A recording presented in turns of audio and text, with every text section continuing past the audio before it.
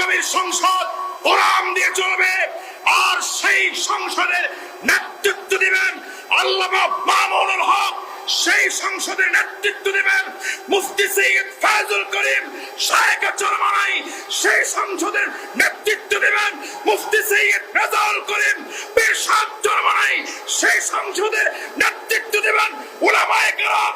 আমরা প্রয়োজনে কারা কারা তৈয়ার আছো, বসে নয় দাঁড়িয়ে দেখাতে হবে ইনশাআল্লাহ।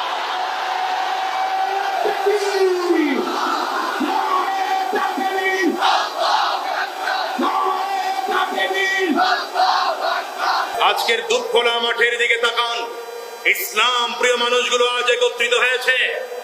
এখানে টাকা দেওয়া হয় না, এখানে হাদিয়া দেওয়া হয় না।